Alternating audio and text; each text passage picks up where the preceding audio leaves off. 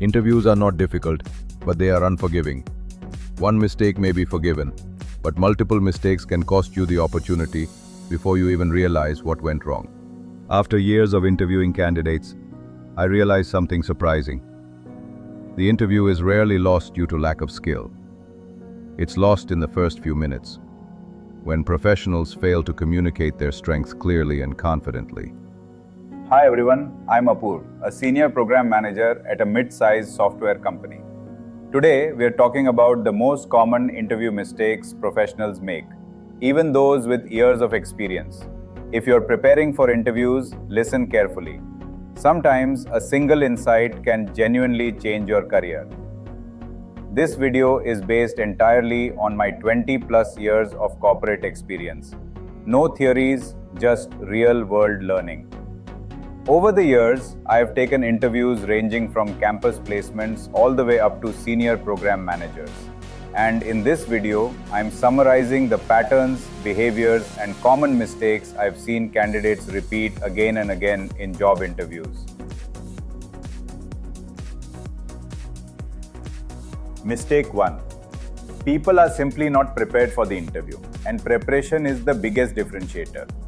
If you haven't read the job description, you're going blind into the conversation, and interviewers sense it within the first few minutes. Mistake 2.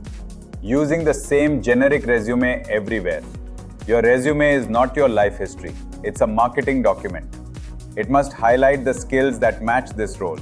If you send the same resume to every company, it clearly shows you didn't spend time understanding what this job actually needs. Your role doesn't define your capabilities, your skills do. And every company is looking for a very specific set of skills to evaluate. If you don't elevate those relevant skills in your resume, you're putting yourself at a disadvantage. When you don't customize your resume, two things may happen. Either you won't get shortlisted at all, or you may end up in front of an interview panel that isn't even the right fit for your expertise. So spend time on your resume. It's your first filter, your first impression, and your first opportunity to stand out. Next mistake, lack of fluency. Fluency isn't about English. Fluency is clarity of thought.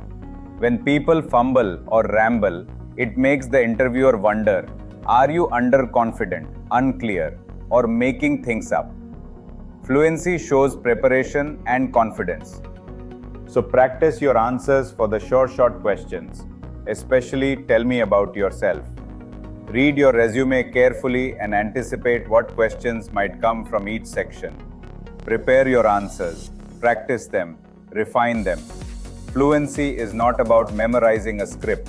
It's about knowing your story so well that you can express it clearly, calmly, and confidently. This is my favorite topic, noise in the interview. Noise means statements that add no value or do not answer what was asked. Some candidates hear one keyword and start their whole story without understanding the intent of the question. Noise in an answer simply means adding information that doesn't help the interviewer. If you're unsure about what they want, ask one quick follow-up like, do you want the technical approach or the business outcome? That single question shows maturity, clarity, and respect for the interviewer's time, without adding unnecessary noise.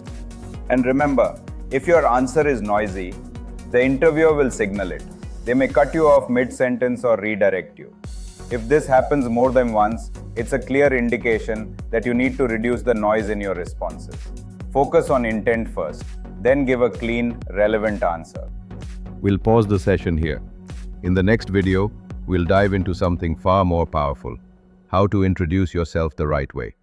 And as a bonus, I'll break down two areas candidates constantly mess up: body language, and the real reason behind why do you want to join us. Trust me, you don't want to miss this.